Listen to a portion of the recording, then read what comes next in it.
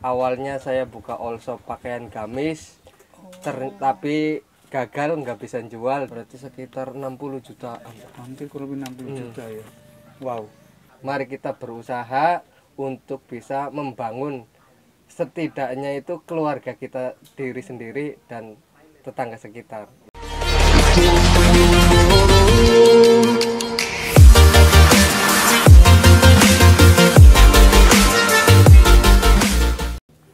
Bismillahirrahmanirrahim. Assalamualaikum warahmatullahi wabarakatuh. Sahabat channel Pak Dinung dimanapun berada. Sekarang saya sudah berada di satu tempat di Desa Dukuh Mantri, di Kelurahan Sidakaton, Kecamatan Tanjung, Kabupaten Brebes. Saya akan berjumpa dengan seseorang, anak muda, yang insya Allah bisa membuat kita menjadi terinspirasi, termotivasi, karena anak muda ini berani mengambil sikap untuk melakukan sebuah perbuatan. Apa itu? Dagang sembako. Seperti apa beliau, kita temui saja. Terima kasih. Mudah-mudahan semuanya dalam keadaan sehat. Salam bahagia, salam sehat, salam satu rasa. Assalamualaikum warahmatullahi wabarakatuh.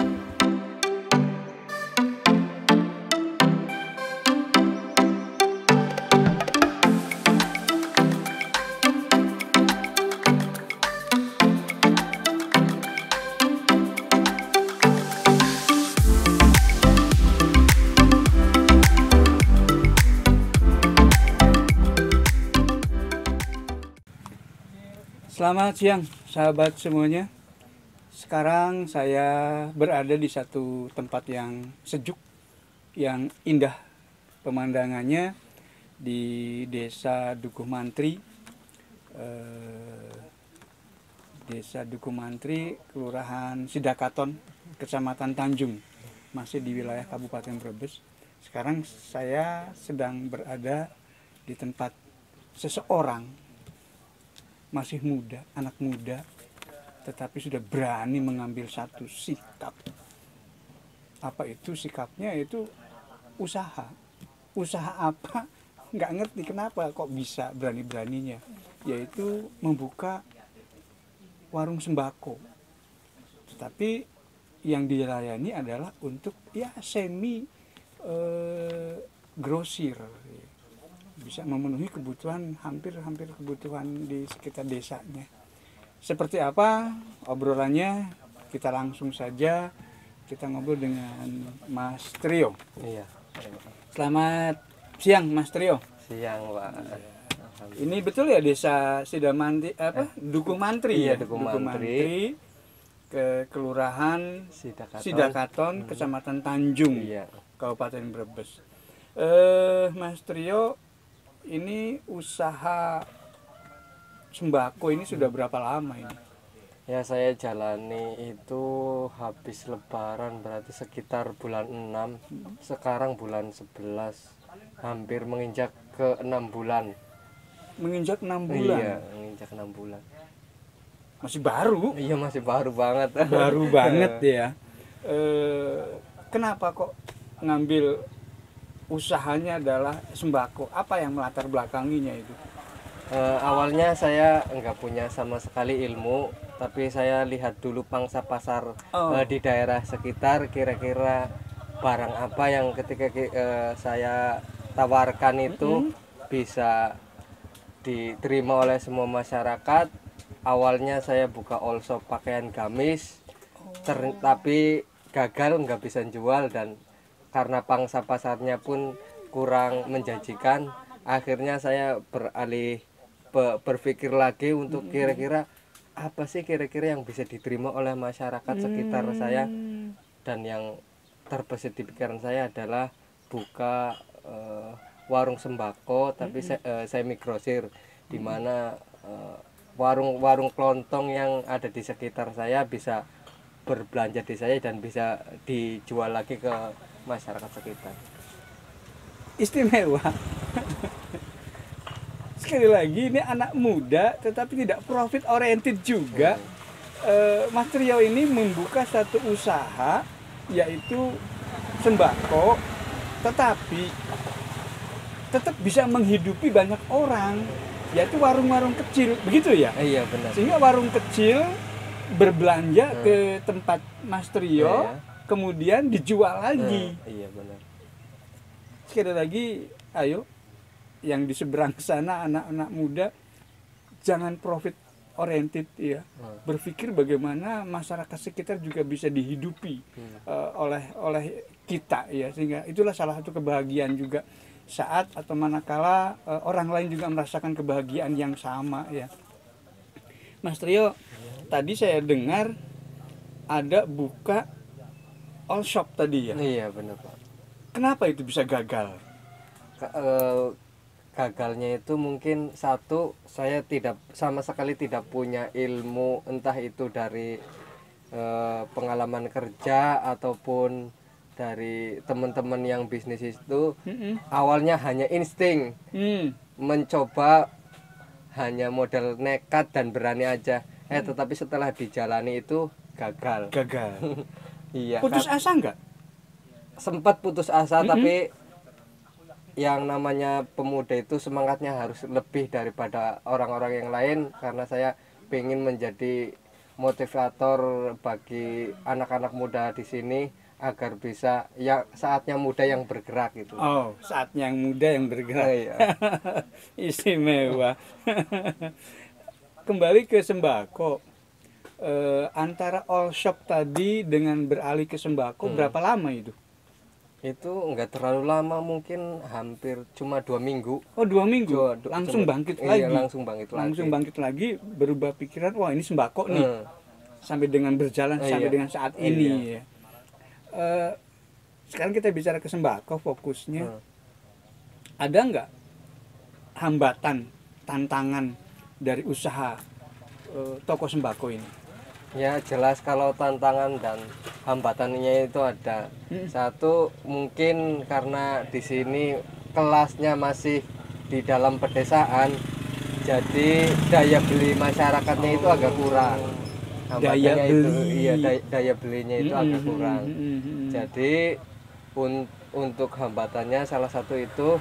Terus yang kedua juga kemungkinan pemikiran saya kurangnya cukup modal, sehingga masih sebagian orang lari ke agen besar, karena di sini masih semi grosir, bukan grosir yang kelasnya partai ya.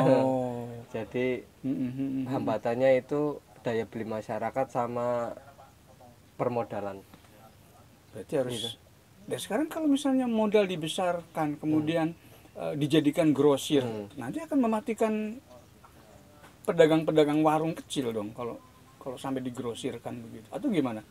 Kalau pedagang-pedagang kecil rata-rata kalau yang penggunaan harian itu lebih enggan untuk belanja ke sini. Jadi kalau dia mungkin kebutuhannya besar, dia akan ke sini. Tetapi kalau kebutuhannya kecil, dia ke warung-warung biasa. Iya, jadi konsumen juga kalau ingin membeli juga melihat kebutuhan ya. Oh, saya perlu banyak, oh berarti ke tempat sini. Oh, cuma 1, 2 ya ke warung-warung biasa. Oh, oke. Iya, menarik sekali. Dari sekian banyak orang atau situasi, siapa sih orang atau sosok yang dianggap paling apa ya? Ya, jadi pendukung atau motivasi itu siapa itu? Yang paling utama dan terutama itu jelas orang tua. Orang tua. Iya. Yang selalu mensupport apapun yang anaknya inginkan, selagi itu positif, orang tua akan selalu mendukung. Apapun walaupun dalam bentuk semangat, doa ataupun lebih-lebih pendanaannya juga itu. Jadi dana masih kadang disupport ya. Iya, kadang disupport oleh orang tua itu. Jasa orang tua itu sangat berarti banget bagi saya itu. Iya. Kalau boleh tahu berapa omset per bulannya? Omset per bulannya kira-kira aja. Kalau kira-kira satu harinya saja udah sekitar 1,5 juta, hampir sampai 2 jutaan. Berarti sekitar 60 jutaan. Hampir kurang lebih 60 juta ya. Wow. Bukan main. Apalagi kalau musim hajatan datang itu udah hampir 100 juta per bulan. per bulan kalau musim hajatan datang ya. Iya. Ada karyawan? Untuk sementara belum. Belum ada karyawan. Karyawannya masih istri sendiri. Dibantu sama orang tua masih. Digaji nggak? Ya untuk sementara belum. Masih dikasih hanya keperluan saja. Keperluan rumah tangga. Tetapi ya tidak bisa itu kalau kita profesional. Harus itu. Iya, kita profesional siapapun dia, apapun dia, kalau kemudian membantu proses usaha kita, ya harus diberi upah ya. Bagaimanapun tinggal sekarang bagaimana konsep pemberian upah itu kan. Tapi tetap harus saya pernah bicara sahabat, usaha sekecil apapun, usaha apapun satu harus dimanage dengan sebaik-baiknya. Harus dimanage dengan sebaik-baiknya. Jika tidak dimanage, maka dia akan kacau nanti. Tentang pengupahan itu termasuk manajemen itu.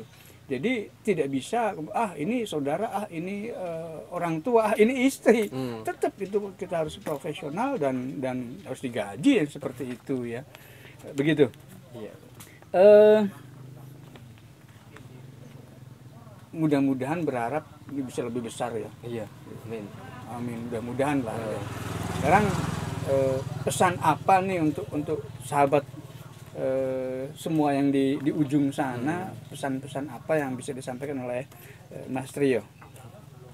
Semua teman-teman yang sahabat-sahabat semua yang berada di luar sana, yang jauh dari rumah, kalau sampean sedang bekerja, sedang mencari modal sekiranya cukup, ayo pulang ke desa masing-masing dan juga bisa berdiri di atas kaki sendiri dan bisa memberikan manfaat ke sekitar tetangga sekitar masing-masing lah. Mari kita berusaha untuk bisa membangun setidaknya itu keluarga kita diri sendiri dan tetangga sekitar, itu aja. Iya. Terima kasih Mas Trio. Mudah-mudahan usaha ini terus berkembang ya. Amin. Sahabat, ini ada beberapa hal yang ingin kembali saya sampaikan. Yang pertama, sesederhana apapun sebuah usaha harus dimanage dengan sebaik-baiknya. Jangan takut gagal. Yakin apa yang akan dikerjakan. Ketiga, saat kita merasa dibutuhkan orang lain, saat kita bisa membahagiakan orang lain, itu adalah sebuah kebahagiaan yang sesungguhnya. Ya. Terakhir, pesan dari Mas Trio adalah, ayo kita membangun desa, bangun desa. Jangan bergerak terus di luar sana, membangun wilayah orang lain, desa sendiri lupa.